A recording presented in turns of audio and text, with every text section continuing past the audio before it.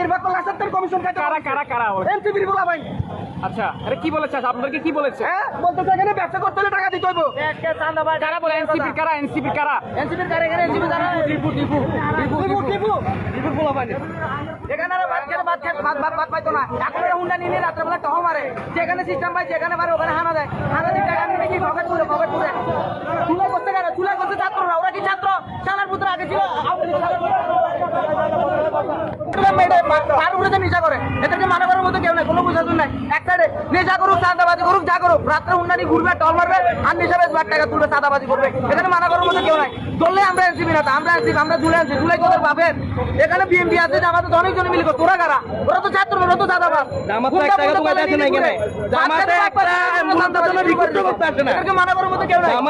সাবেক উপদেষ্টা মোস্তফা সরোয়ার ফারুকী বলেন, আওয়ামী লীগের বিরুদ্ধে দাঁড়ালে যে এতটা ঝুঁকিতে পড়তে হবে সেটা বুঝতে পারেনি। আওয়ামী লীগ সরকার ফিরে আসবে এই খবর শুনে তড়িঘড়ি করে মোস্তফা সরোয়ার ফারুকী ওনার পরিবার নিয়ে অস্ট্রেলিয়ায় পালিয়ে গেছেন।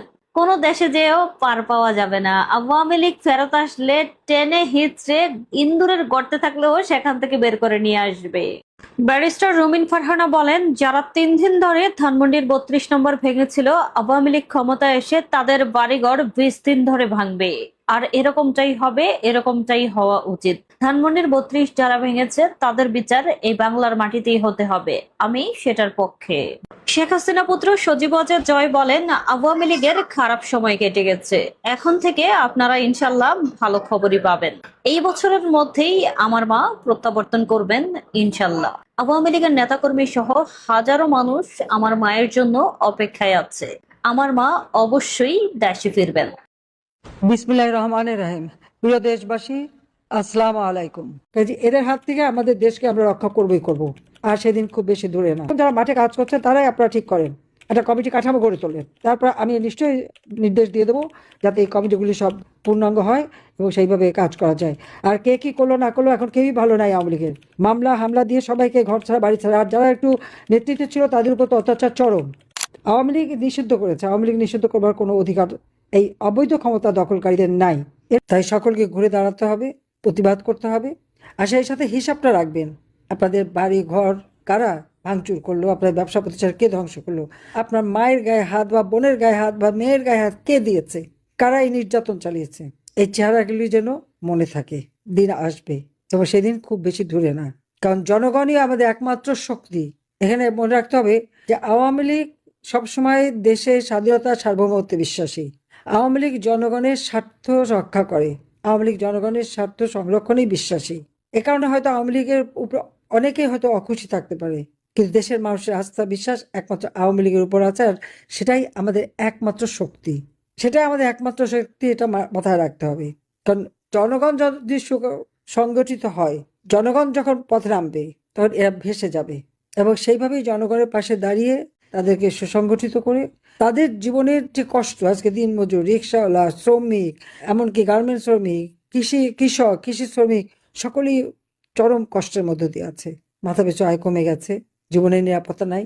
এরা মনে করে আওয়ামী লীগকে শিক্ষা দিয়ে দিয়েছে, আওয়ামী লীগকে ধ্বংস করে দিয়েছে, বাস সেটাই তাদের খুশি। কিন্তু কতগুলি জীবন জীবিকা, কতগুলি মানুষের মুখের গ্রাস কেড়ে নিল, সেটাও তো চিন্তা করতে ভাবতে হবে।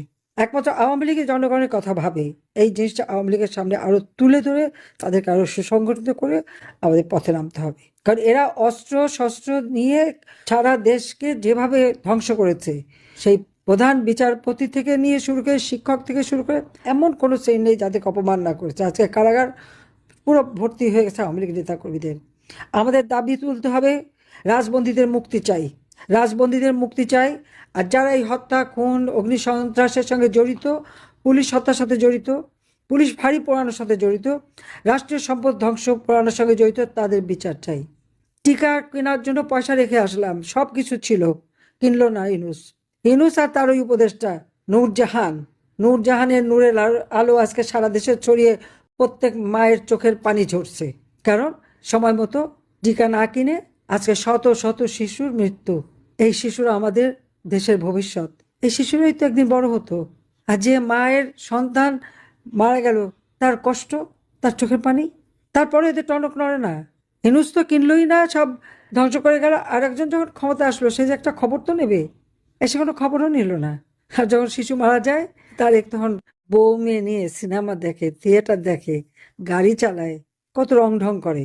মানুষের কষ্ট ওদের বুকে ছয় না, একেবারে ছোঁয় না, সেটি হলো বাস্তবতা। কিন্তু আমাদের তো এখান থেকে প্রাণ কাঁদে, আমার তো কষ্ট হয়।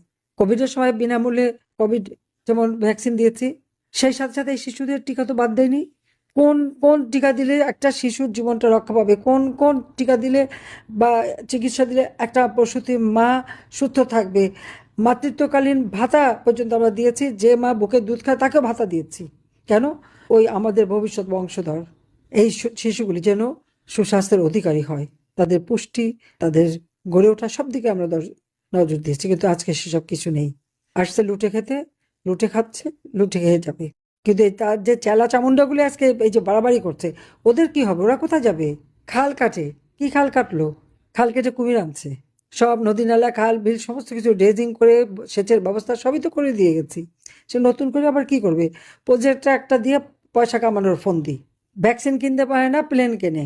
চমৎকার। তো এই অবস্থা দেশের মানুষকে তুলে ধরে, মানুষের সামনে তুলে ধরেন, আর নিজেদের মধ্যে সবাই একসাথে হয়ে বসে ঐক্য গড়ে তোলেন। ঐক্যই একমাত্র শক্তি, এই কথাটা মাথায় রাখতে হবে। কে কি করেছে না করেছে, করতে পারেনি, সেগুলি বিচার বিবেচনা না করে সবাইকে এক হয়ে কাজ করেন।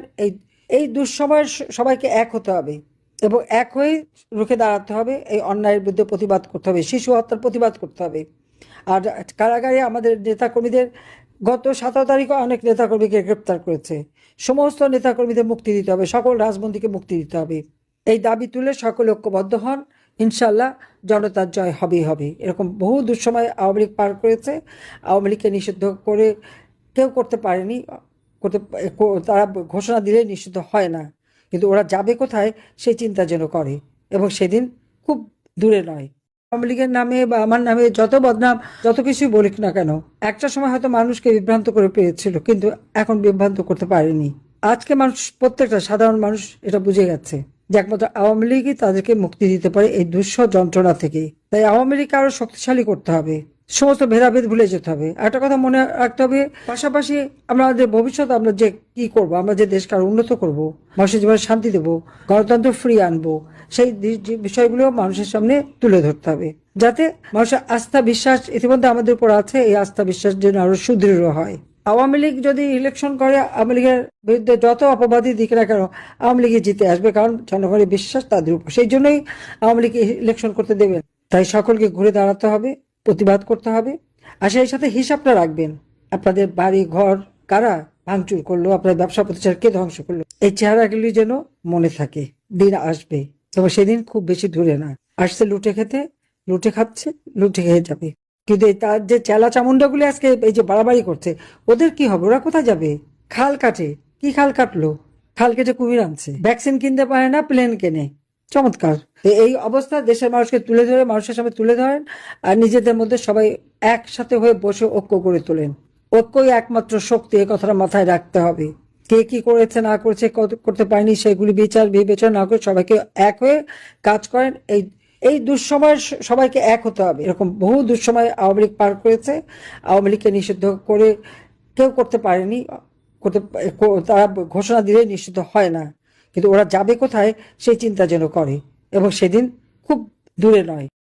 2001 সালে ঠিক একইভাবে এই আওয়ামী লীগের উপর অত্যাচার করেছিল বিএনপি। তারপরেও আমরা যখন সরকারে আসি, আমরা দেশের উন্নয়নে কাজ করেছি, দেশের মানুষের ভাগ্য পরিবর্তন করেছি, দেশটাকে উন্নত করেছি, উন্নয়নশীল দেশের মর্যাদায় উন্নীত করে দিয়েছি। কিন্তু এখন যে অত্যাচার নির্যাতন চলছে, যেভাবে মানে কোন রকম আদব কায়দা লেহাজ তমিজ কিচ্ছু নেই। ছেলেকে পেল না বলে মা বাবা ভাই বোন তাদের গায়ে হাত তুলে তাদের উপর নির্যাতন করে। এ কি অসভ্যতা! এরা কি ভুলে যায় এদেরকে নিজেদের পরিবার নাই, মা বোন নাই, ঘরে মেয়ে নেই, স্ত্রী নেই? কেউ তো চিরদিন ক্ষমতায় থাকবে এই গ্যারান্টি নিয়ে আসেনি। তাহলে কিভাবে এইভাবে নির্যাতন করতে পারে? আর মেয়েদের গায়ে হাত তোলা, এটা মানে মনে হয় যেন সেই পাকিস্তানি হানাদার বাহিনী ক্যাম্পে নিয়ে রেপ করেছে, নির্যাতন করেছে। আর এরা তার থেকে এক কদম বেশি। ঘরে ঘরে হামলা। সংখ্যালঘু সম্প্রদায়, আওয়ামী লীগ এবং সহযোগী সংগঠনের নেতাকর্মী, অগণিত নেতাকর্মী, আইনজীবী, ডাক্তার, সাংবাদিক, পেশাজীবী, কাউকে বাদ দিচ্ছে না। এমনকি অফিসাররা, আমাদের সময় যারা কাজ করেছে, তারা তো দেশের উন্নয়নে অবদান রেখেছে। আওয়ামী লীগকে নিষিদ্ধ করেছে, ছাত্রলীগ নিষিদ্ধ। নিষিদ্ধ করে কে? অবৈধভাবে ক্ষমতা দখলকারী মেটিকুলাস ডিজাইনের মাধ্যমে যে ক্ষমতা দখল করেছে বিশ্ব বাটপার ইউনূস, আর তার দোসর হয়ে গেছে এখন সেই গ্রেনেড হামলাকারী, 10টা অস্ত্র চোরা কারবারি, দুর্নীতিবাজ, মানি লন্ডারিং করে যার বিরুদ্ধে FBI সাক্ষী দিয়েছে, সে এখন ক্ষমতায়। কি দুর্ভাগ্য এই বাংলাদেশের মানুষের। যারা দেশের উন্নয়ন করে, মানুষের কল্যাণ করে, তারা ক্ষমতা থাকতে পারে না। যারা লুটে খায়, দুর্নীতি করে, মানুষ হত্যা করে, তারাই ক্ষমতায়। শ্রমিকদের অর্থ আত্মসাৎ করে শ্রমিক আদালতে সাজাপ্রাপ্ত ওই বিশ্ব বাটপার ইউনূস, এদের লজ্জা শরমটাও নাই। আমি একটা কথা বলবো, যেভাবে দিন চলবে না। আওয়ামী লীগ ক্ষমতায় থাকা মানে দেশের উন্নয়ন, আওয়ামী লীগ ক্ষমতায় থাকা মানে দেশের মানুষের জীবনের শান্তি, নিরাপত্তা, আওয়ামী লীগ ক্ষমতায় থাকা মানে অর্থনৈতিক উন্নতি, সমৃদ্ধি, আওয়ামী লীগ ক্ষমতায় থাকা মানে ঘরে ঘরে বিদ্যুৎ, ঘর আলোকিত এবং লেখাপড়া, শিক্ষা, চিকিৎসা ব্যবস্থা সবকিছুতে মানুষের পাশে আওয়ামী লীগ থাকে। এখনো এই অবস্থায় আমি দেখেছি, ঝড় বৃষ্টি ঘূর্ণিঝড় যাই আসুক, আওয়ামী লীগ পাশে আছে, এখনো মানুষের সেবা করে যাচ্ছে। যে কারণে আওয়ামী লীগের নামে বা আমার নামে যত বদনাম, যত কিছু বলি না কেন, একটা সময় হয়তো মানুষকে বিভ্রান্ত করে পেয়েছিল, কিন্তু এখন বিভ্রান্ত করতে পারেনি। আজকে মানুষ, প্রত্যেকটা সাধারণ মানুষ এটা বুঝে গেছে যে একমাত্র আওয়ামী লীগই তাদেরকে মুক্তি দিতে পারে এই দুঃসহ যন্ত্রণা থেকে। তাই আওয়ামী লীগকে আরো শক্তিশালী করতে হবে, সমস্ত ভেদাভেদ ভুলে যেতে হবে। একটা কথা মনে রাখতে হবে, পাশাপাশি আমাদের ভবিষ্যৎ, আমরা যে কি করব, আমরা যে দেশকে আরো উন্নত করব, মানুষের জীবনে শান্তি দেব, গণতন্ত্র ফ্রি আনবো, সেই বিষয়গুলো মানুষের সামনে তুলে ধরতে হবে, যাতে মানুষের আস্থা বিশ্বাস ইতিমধ্যে আমাদের উপর আছে, এই আস্থা বিশ্বাস যেন আরো সুদৃঢ় হয়। আওয়ামী লীগ যদি ইলেকশন করে, আওয়ামী লীগের বিরুদ্ধে যত অপবাদী দিকে না কেন, আওয়ামী লীগই জিতে আসবে, কারণ জনগণের বিশ্বাস তাদের উপর। সেই জন্যই আওয়ামী লীগ ইলেকশন করতে দেবে না। না দিয়ে আজকে পার্লামেন্টে কারা আছে? মুক্তিযুদ্ধের চেতনা বিশ্বাসীরা নেই। আজকে পার্লামেন্টে আছে একই বৃন্তে দুটি ফুল।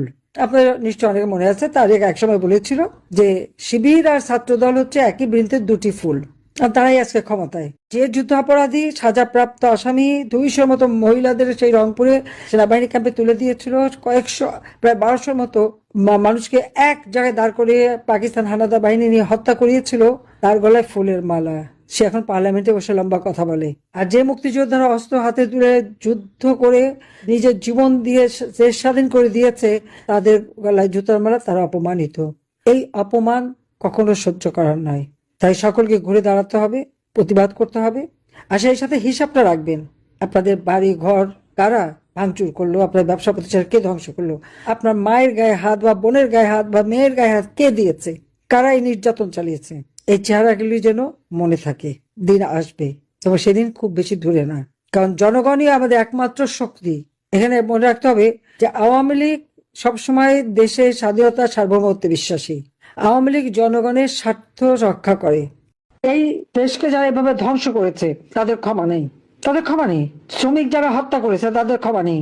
আমি যদিও এখনো প্রধানমন্ত্রী, আমি রিজাইন করি নাই, তারপর আমি বলবো বাংলাদেশের মানুষের চাহিদাটাই আমার কাছে গুরুত্বপূর্ণ। আর আজকে এভাবে বারবার নির্যাতিত হওয়া যাবে না। সকলে এখন নামতে হবে, প্রতিরোধ গড়ে তুলতে হবে।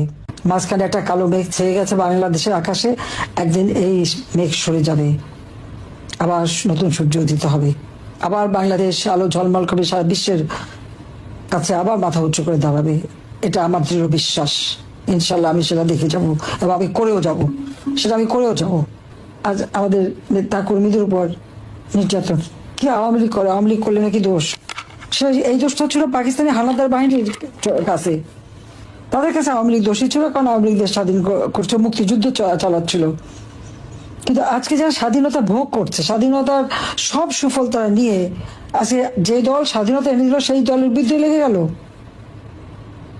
এর পরিণতিটা কি হবে সেটা চিনতে পারে? এত অত্যাচার, নির্যাতন আর সহ্য করা যায় না।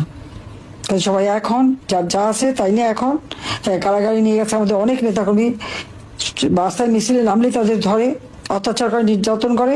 তো যারা নির্যাতন করে এবার তাদেরও চিনা রাখেন। নবী করিম সাল্লাল্লাহু আলাইহি ওয়াসাল্লাম যখন মক্কা শরীফের নির্যাতনের ফলে মদিনা শরীফে চলে গিয়েছিলেন, তো তার যারা অনুসারী ছিল তারা কিন্তু যারা নির্যাতনকারীদের ছেড়ে দেয় নাই, উপযুক্ত শিক্ষা দিয়েছিল। আমাদের সেটাও মনে রাখতে হবে। কাজে এখন সময় এসে গেছে, ওই নির্যাতনকারীদের কোনো ক্ষমা নাই, তাদের ভিতরে সমস্ত ব্যবস্থা নিতে হবে। হ্যাঁ, আমাকে বারবার হত্যা করতে চেষ্টা করেছে, আমি বারবার বেঁচে গেছি, কারণ এই দেশের মানুষের ভাগ্য পরিবর্তনের দায়িত্ব আল্লাহ রাব্বুল আলামিন আমাকে দিয়েছিলেন, আমি সেটা করেছি। এবারেও যে বাঁচিয়ে দিলেন, নিশ্চয়ই আল্লাহ আমাকে একটা দায়িত্ব দিয়েছে, আর সেই দায়িত্বটাকে আমি জানি। এই স্বাধীনতা বিরোধী এই অত্যাচারকারী যারা, তাদের চেহারাটা জানে সমস্ত মানুষের কাছে, পৃথিবীর কাছে যেন সেই চেহারাটা মানে উন্মোচিত হয়, এবং এরপরের জন্য আমরা তাদেরকে উপযুক্ত শাস্তি দিতে পারি, তার জন্য আল্লাহ আমাকে বাঁচিয়ে রেখেছেন। ইনশাআল্লাহ সেটা হবে, আমার আত্মবিশ্বাস আছে। আমি কোনো অন্যায় করিনি, আমি দেশের কল্যাণে, দেশের মানুষের কল্যাণে আমি জীবনকে উৎসর্গ করেছি। অত্যাচার নির্যাতন আমার দেশের মানুষ, আমার দলের মানুষ সহ্য করেছে, আর সহ্য করার সময় নেই। আমি আছি আপনাদের সাথে, এটুকু খালি বলতে পারি, যতক্ষণ বেঁচে আছি। সবাইকে ধন্যবাদ জানাই, দোয়া করেন যে দেশের মানুষের কল্যাণ আসে, আর এই জালেমদের হাত থেকে, এই সুদখোর খুনি ফ্যাসিস্ট ইউনূস এবং তার গ্যাং এবং স্বাধীনতা বিরোধী চক্র, এদের হাত থেকে বাংলাদেশের মানুষ যেন মুক্ত হয়ে তাদের জীবন মান উন্নত করতে পারে, তাদের জীবনে শান্তি দিতে পারি, নিরাপত্তা দিতে পারি, মানুষের জীবনকে আরো উন্নত করে বাংলাদেশকে যেন আবার বিশ্ব দরবারে তার হারানো গৌরব ফিরিয়ে দিতে পারি, সেটাই আমাদের চাওয়া। আমাদের এই স্বাধীনতা লাখো শহীদের রক্তের বিনিময়ে অর্জিত, লাখো মা বোনের ইজ্জতের বিনিময়ে অর্জিত, আজীবন আওয়ামী লীগের অগণিত নেতা কর্মী তাদের ত্যাগের বিনিময়ে অর্জিত। জাতির পিতা বঙ্গবন্ধু শেখ মুজিব তার জীবনটা দিয়ে গেছে দেশের মানুষের জন্য। কাজী আজকে এত অবদান, এত ত্যাগ বৃথা যায় না, বৃথা যাবে না। আজকে মানুষের ভাগ্য ছিনিমিনি খেলা হচ্ছে, জীবন মান আজকে অতিষ্ঠ হয়ে যাচ্ছে, আর নির্যাতন নিপীড়নের সীমা নাই, কোনো পরিবর্তন হয়নি। একটা নির্বাচনের খেলা হয়েছে, নির্বাচন আদতে বাংলাদেশের মানুষের জীবনের মানের কোনো পরিবর্তনও হয়নি, উন্নতিও হয়নি, হবারও আশা নেই। আওয়ামী লীগ থাকলে বিএনপির অস্তিত্ব থাকবে, আওয়ামী লীগ না থাকলে বিএনপির অস্তিত্ব থাকবে না, এটা বিএনপির বোঝা উচিত। এই জঙ্গি শাসন থেকে দেশ মুক্ত করবার জন্য সকলকে আজকে ঐক্যবদ্ধ হওয়ার জন্য আমি আহ্বান জানাচ্ছি। নির্বাচন হবে এবং আওয়ামী লীগ নির্বাচন করবে। আওয়ামী লীগ যখনই নির্বাচন করবে, জনগণের ভোটেই আওয়ামী লীগ নির্বাচিত হবে। সাবধান করে দিচ্ছে বিএনপি যে আমার যথেষ্ট হয়ে গেছে, কিন্তু প্রত্যেকের চেহারা মনে রাখতে হবে, একজনকেও ছাড় দেওয়া হবে না। সামনে ইলেকশন, সেটা আইনজীবী হোক, পেশাজীবী হোক, যেখানে যত ইলেকশন হবে প্রত্যেকটা জায়গায় আওয়ামী লীগের পক্ষ থেকে আমরা কন্টেস্ট করব, এটা আমাদের সিদ্ধান্ত। ইউনিয়ন পরিষদ থেকে শুরু করে যতগুলি ইলেকশন হবে আওয়ামী লীগের নেতাকর্মী সেখানে অংশগ্রহণ করবে। দরকার হলে একটা সামাজিক প্রতিষ্ঠানের নাম নিয়ে সেখানে অংশগ্রহণ করতে হবে, কিন্তু করতে হবে অংশগ্রহণ, আমাদের লোক যেতে হবে। আজকে মানুষের ভাগ্য ছিনিমিনি খেলা হচ্ছে। অপরাধটা কি করলাম আমরা? মানুষ তুলনা করে দেখুক না, ফ্যাসিস্টকে আওয়ামী লীগের লক্ষ লক্ষ নেতা কর্মীর বিরুদ্ধে মামলা, হাজার হাজার নেতা কর্মী জেলখানায় তাদের উপরে অকথ্য অত্যাচার নির্যাতন চলছে। নির্যাতন করে করে তারা মেরে ফেলে দিচ্ছে। প্রায় 150 মতো নেতা কর্মীকে হত্যা করেছে, 11 জন সাংবাদিক হত্যা করেছে, আইনজীবী হত্যা করেছে, পা বেঁধে বেঁধে ঝুলিয়ে পুলিশকে হত্যা করেছে। আর বলছে পুলিশের হত্যার বিচার হবে না। কেন বিচার হবে না? অবশ্যই বিচার হতে হবে, এটা তার সাংবিধানিক অধিকার, রাষ্ট্রীয় অধিকার, নাগরিক অধিকার। কাজে যারা আজকে এই পুলিশের হত্যাকারীদের বিচার হবে না বলে ঘোষণা দেয়, তাদের বিচার আল্লাহর রহমতে একদিন বাংলার মাটিতে হবে, এইটুকু বলতে পারি। সময়ের ব্যাপার। হ্যাঁ, 15 বছর 7 মাস আমরা ক্ষমতায় ছিলাম, দেশের সার্বিক উন্নতি আমরা করেছি, আমরা কোনো রিভেঞ্জ দিতে চাইনি। কিন্তু দুর্ভাগ্যের বিষয় যে সেই জুলাই মাসের 15 জুলাই থেকেই আওয়ামী লীগ, ছাত্রলীগ নেতা কর্মীদের নির্মমভাবে হত্যা করা হয়েছে। এই হত্যা করে করেই স্বেচ্ছাসেবক লীগ তাদেরকে হত্যা করা হয়েছে। কাজে এই খুনিদের বিচার একদিন হবে, এটা হলো সময়ের ব্যাপার। ইনশাআল্লাহ বাংলাদেশ আবার ঘুরে দাঁড়াবে। সংগঠনে যেখানে যেখানে এখন আমাদের পূর্ণাঙ্গ হয়নি, সেইগুলি পূর্ণাঙ্গ করতে হবে এবং আরো শক্তিশালী করে গড়ে তুলতে হবে। ঐক্যবদ্ধ। বৈষম্য বিরোধী আন্দোলন, কি বৈষম্য বিরোধিতা করেছে তারা? যারা এই আন্দোলনের কথা বলে এসছে তারা তখন হাজার হাজার কোটি টাকার মালিক হয়ে গেছে, দেশের অর্থনীতি ধ্বংস করে দিয়ে গেছে, দেশকে একেবারে পঙ্গু করে রেখে গেছে। কোথায় আমরা উন্নয়নশীল দেশ হিসেবে উৎসব করব, আর আজ সেখানে ঘরে ঘরে কান্নার রোল, স্বজন হারা বেদনা, ঘর বাড়ি হারা অসহায় আওয়ামী লীগের নেতা কর্মী, সাধারণ মানুষ। রমজান মাসে দ্রব্যমূল্যের ঊর্ধ্বগতিতে মানুষের জনজীবনে নাবিশ্বাস উঠে গেছে। এদেশের মানুষকে একবেলা ইলিশ আর একবেলা খাসির মাংস খাওয়াবে, আর এখন মানুষ একবেলা ভাত পায় না, খাবার পায় না। ওএমএস এর ট্রাকে খাবার দিতে যেয়ে সেখানে দেখেছে একজন বোন পড়ে আছে মাটিতে। মানুষের যে এই হাহাকার তো ছিল না, আমরা তো সেটা দূর করেছিলাম, কিন্তু আমি খুব অবাক হয়ে যাই, এরা কারা?